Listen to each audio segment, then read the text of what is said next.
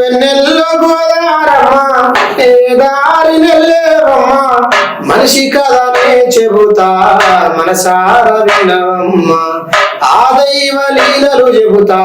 కాసేపు ఆగవమ్మ వెన్నెల్లో గోదారమ్మ ఏ దారి